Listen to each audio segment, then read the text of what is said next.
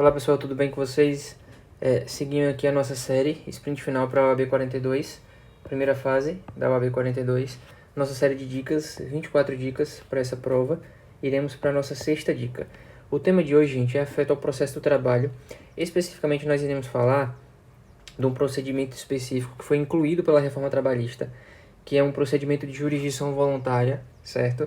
É o chamado petição para homologação de acordo extrajudicial. Então nós iremos ver as bases teóricas aqui, legais na verdade, e após isso fazer uma questão para fixação. Então veja, o que acontece? Foi incluído pela reforma trabalhista, lá nos artigos 855b a 855e da CLT, esse procedimento, que é a homologação de acordo extrajudicial, que é um procedimento cuja natureza jurídica é de jurisdição voluntária. A ideia é, empregado e empregador fazem ali um tipo de acordo, certo? Fazem uma espécie de acordo, e aí, por meio desse procedimento específico, eles procuram o Poder Judiciário, a Justiça Trabalhista, para chancelar aquele acordo, ou seja, para homologar. Então, é basicamente uma petição, nesse sentido, para pedir a homologação de eventual acordo extrajudicial, como o próprio nome sugere. Mas aí nós vamos ver as disposições legais, todas essas informações que estão aqui no material, no resumo, são retiradas daqui dos artigos 855b a 855e. Primeiro ponto, por meio de uma petição conjunta. Então, eles darão entrada nesse processo por meio de uma petição conjunta. Então, você vai pegar lá, vai ter lá uma petição conjunta, certo? Com o empregado, empregador, vai ter lá todos os termos do acordo. Então, é uma petição conjunta. Não precisa dar entrada em petições diferentes. Um ponto que é bem diferente aqui, pensando na Justiça do Trabalho, é que nesse peticionamento é preciso ter advogado, necessariamente. Porque a gente sabe que a regra na Justiça Trabalhista é o jus postulandi, certo? Então a regra na Justiça do Trabalho é sempre a ideia do jus postulandi, conforme está inclusive lá no artigo 791 da CLT. Jus postulandi. Ou seja, a parte empregado e empregador pode postular de maneira pessoal, sem necessidade de advogado, como regra, certo? Só que veja, complementando essa ideia também do jus postulandi, depois dê uma olhadinha na súmula 425 do TST, que são algumas exceções ao jus postulandi. Então, assim, só para nós entendermos, na Justiça do Trabalho a regra é essa, que você pode postular sem necessidade de advogado, salvo algumas exceções que estão lá no 425, nessa súmula, 425 do TST, e agora também esse procedimento específico trazido pela reforma trabalhista, porque ele falou, é obrigado ter advogado. Eu preciso ter advogado, e mais do que isso, não basta que seja uma petição conjunta obrigatoriamente com auxílio de advogado. Não. Primeiro, além disso, o advogado não pode ser comum, certo? O advogado não pode ser comum. Ou seja, quando chegar aqui, tem lá a petição, fez lá os termos do acordo, tudo certinho. Chegar na hora de assinar, vai ter aqui a assinatura da parte 1, a assinatura da parte 2. Esse aqui tem que ter um advogado, certo? E esse outro advogado. Não pode ser um advogado conjunto, não pode ser um só advogado patrocinando o interesse dos dois. Por exemplo, na área civil é diferente. A gente pega e faz um acordo de alimentos, um acordo de divórcio, por exemplo, e pede para homologar, a gente pode fazer um só advogado patrocinando as duas partes. Nesse caso aqui, não, certo? Por determinação legal mesmo. Lembrando que nesse caso o empregado ele pode ser ali patrocinado pelo advogado do sindicato.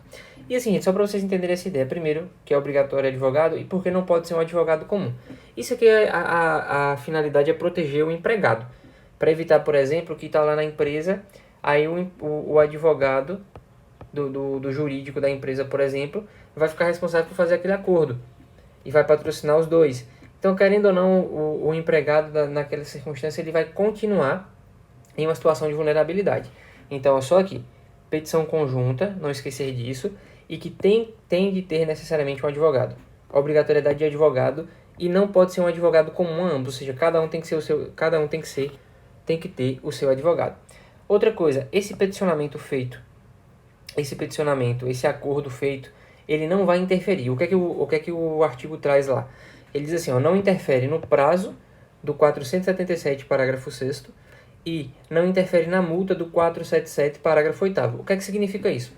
Quando você é demitido ou quando você pede demissão, independentemente do motivo, O 477, parágrafo 6º da CLT, traz um prazo, que é o prazo para pagamento das verbas trabalhistas, que é um prazo de 10 dias. Então, a partir do momento da extinção do contrato, você tem 10 dias para quitar as verbas trabalhistas. Se você não fizer, se você não quitar essas verbas nesse prazo de 10 dias, haverá a fixação de uma multa, que é a multa do 477, parágrafo 8º, que é a multa correspondente a um salário que a pessoa recebia. Então, se ela receber lá um salário de R$ 3.000, ela vai receber essa multa. Entendeu? O que é que o código quer dizer com isso? O que é que a CLT, na verdade, quer dizer com isso? Eventualmente, vamos supor, se ela foi demitida, já passou 45 dias, certo? Já se passaram 45 dias. E o empregador não fez o pagamento dessa multa. Ou seja, quer dizer que mesmo fazendo esse tipo de acordo, é possível que você ainda peça essa multa. Porque não interferiu nesse prazo, esse eventual acordo aqui não interferiu nesse prazo e nem na multa eventualmente devida. Entendeu? É isso que a CLT quer dizer. Mas eventualmente ele cobra isso aqui de maneira literal. Então é saber que não interfere nesses dois prazos. No prazo do 4776 e na eventual multa se não houver o pagamento no prazo específico. Aí beleza. Procedimento de jurisdição voluntária, pegou lá a petição conjunta, porém com advogados distintos, protocolou no processo. O juiz recebe. E aí o que a CLT diz? Que dentro de 15 dias, a contar da distribuição. Então, protocolei o processo foi distribuído por magistrado. Dentro de 15 dias, a contar dessa distribuição, o que é que o juiz vai fazer? Ele vai analisar o acordo. Então, primeiro, ele analisa o acordo, obviamente. Ele vai marcar uma audiência se entender necessário. Então, se ele entender necessário, a depender do contexto ali do acordo, ele pode marcar uma audiência, certo? E depois ele vai sentenciar. Sentenciar de que forma? Homologando. Então, ele vai sentenciar homologando o acordo ou não homologando, certo? Lembrando, então assim, ele vai sentenciar homologando ou então não homologando aquele acordo se ele entender que prejudica o empregado de alguma forma. Enfim, então ele vai fazer isso. E assim, vocês têm que saber um efeito básico dessa petição que é importante. Essa petição, quando ela é protocolada, então ó, registrei no sistema, por exemplo, lá dia 3, vamos pegar o dia de hoje. Hoje é dia 11, dia 12 do 11 de 2024. Eu fui lá e protocolei. Certo? Qual o efeito desse protocolo da inicial aqui? Ele vai gerar nesse dia, ele vai gerar a suspensão da prescrição. Então, o prazo prescricional, enquanto esse processo estiver em vigência, ou seja, até que o juiz sentencie, o prazo prescricional ele estará suspenso, certo? Prazo prescricional suspenso. O que a prova vai tentar te falar? Dizer que interrompe o prazo prescricional. Não, suspende o prazo prescricional.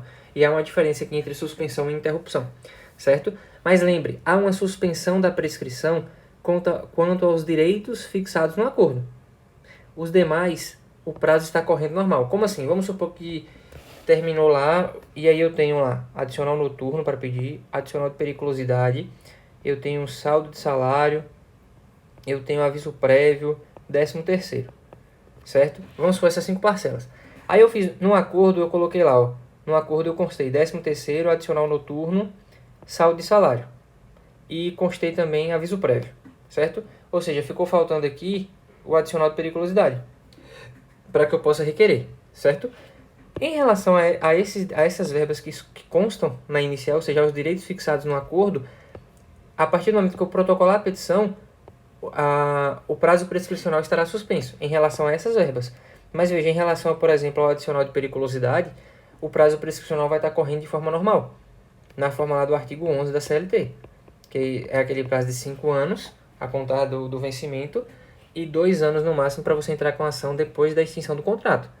Então, vocês têm que entender o seguinte, que a petição aqui vai suspender a prescrição, o prazo prescricional, mas suspende a prescrição em relação aos direitos fixados no acordo.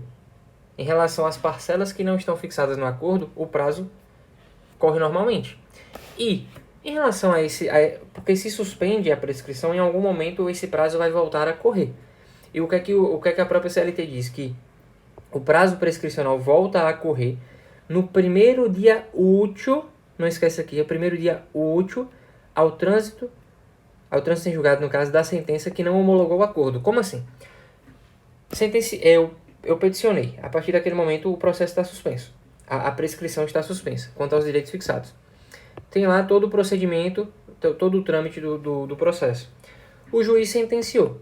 Se ele sentenciou homologando, eu já resolvi aquela situação. Então não há que se falar em voltar a correr prazo prescricional, até porque não há os direitos ali, a pretensão já foi resolvida. Agora, por exemplo, se o juiz sentencia no sentido de, não estou homologando o acordo, perceba que aquelas verbas ainda estão em aberto, certo? Se ele não homologou o acordo, as verbas estão em aberto e volta a correr esse prazo prescricional. Óbvio que você pode recorrer e durante o recurso você também pode pensar ali na suspensão desse prazo durante o trâmite de recurso, mas aqui, pensando no 855B a 855E, que é o nosso foco, são essas as informações que estão previstas lá. Depois dê uma olhadinha com calma nesse resumo, dê uma lida também nos artigos, e basicamente isso. Aí vamos fazer uma questãozinha aqui da OAB, aplicada pela FGV, só para a gente poder fixar. Então vamos aqui, Leonardo Pereira e Panificação Fresquinho Limitada decidiram amigavelmente encerrar a relação de emprego mantida entre eles. Porém, as verbas rescisórias não eram incontroversas. Uma vez que discutiam diferenças de horas extras e reflexos, trabalho em feriados e reflexos, intervalo para alimentação e descanso, além de adicional de insalubridade. Ou seja, eles estavam discutindo aqui um monte de verba. Sendo assim, após muito conversarem, chegaram a um bom termo, ou seja, a um consenso. Contudo, para a segurança jurídica de ambos, gostariam que a avença fosse chancelada pela Justiça do Trabalho. Ou seja, eles queriam homologar esse acordo. Eles fizeram um acordo, chegaram a um bom termo, ou seja, um acordo, e queriam homologar, certo? Para isso, de acordo com a CLT, que a gente acabou de ver, as partes elas deverão se valer de quê? Desse procedimento específico, dessa petição para homologação de acordo extrajudicial. E aí, a partir disso, o que é que a prova pergunta? De acordo com o texto da CLT, em vigor, as partes deverão. Letra A. Fazer uso do jus postulandi e ajuizar uma reclamação trabalhista do empregado em face do empregador com todos os pedidos e no dia designado para a audiência deverão comparecer e celebrar o acordo. Veja, aqui é uma possibilidade de você fazer o acordo, certo? Mas aí, por exemplo, essa hipótese aqui é quando a pessoa entra com a ação trabalhista, ou seja, não tinha um acordo extrajudicial, você entra com a ação trabalhista. Aí vai ter ali a audiência marcada. Quando a juíza vai fazer a audiência, antes de entrar na instrução, de ouvir testemunha, de colher depoimento pessoal, ela vai ver se as partes têm acordo, alguma proposta de acordo. Entendeu? Só que nesse caso específico, como ele já tem um acordo aqui extrajudicial, eles não precisam entrar com a ação trabalhista, esperar a data da audiência para comparecer e celebrar o acordo. Eles já podem entrar de forma direta, pedindo essa homologação do acordo extrajudicial. Aí você vai dizer, Judas, então essa alternativa está certa, porque ela é uma opção. Só que veja, olha o que ele diz aqui, as partes deverão. Isso aqui não é uma obrigatoriedade, elas não precisam fazer isso, entendeu? Entrar com ação e esperar a audiência, porque elas têm um procedimento lá específico que está no 855B da CLT, que é o que a gente acabou de ver. Letra B. Fazer uso do jus postulandi e dar entrada no processo de homologação de transação extrajudicial em petição conjunta e aguardar a homologação do juiz. Aí você vai me falar, não, tá certo. Homologação de transação extrajudicial em petição conjunta e aguardar a homologação do juiz. Qual o erro? Fazer uso do jus postulandi. Como nós vimos, não. Precisa de advogado. Certo? Precisa de advogado. E mais. Precisa de advogado e ainda tem que ser advogados distintos. Certo? Então o erro é esse. Letra C. Estar representadas por advogados independentes, ou seja, diferentes, distintos, que darão entrada em petição conjunta do processo de homologação de transação extrajudicial. Exatamente como nós vimos aqui nos artigos da CLT. No resumo, que ali é o resumo dos artigos.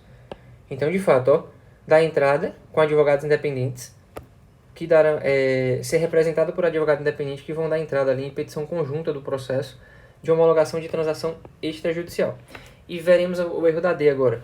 Estar representadas por advogado, sim, que poderá ser comum a ambas, não pode ser comum. Darão entrada em petição conjunta do processo de fato, o procedimento é homologação de transação extra. Só que não pode ser o advogado comum, certo? Então perceba que ele trabalhou... Lembra que eu falei para vocês que a grande singularidade da Justiça do Trabalho é a ideia do jus postulandi. E por que que as provas elas exploram muito isso aqui, ó? A obrigatoriedade de advogado, porque é uma exceção ao jus postulante. É tanto que, se vocês forem ver a questão, ele trabalhou isso aqui, ó. Jus postulante falando que deveria ser feito o jus postulante, entendeu? Ser utilizado o jus postulante. Por isso que a nossa resposta é a letra C e as outras estão erradas pelos motivos apresentados. É isso, gente. A dica de hoje é essa. Espero que vocês tenham gostado. Peço que se inscrevam no canal, ative o sininho de notificação para vocês receberem todos os vídeos, porque além dessa série que nós estamos fazendo para a OAB, terá muito conteúdo novo. E se puder compartilhar com os colegas que estão também aí nessa trajetória de estudos, eu tenho certeza que irá ajudá-los bastante. Certo? Um abraço a todos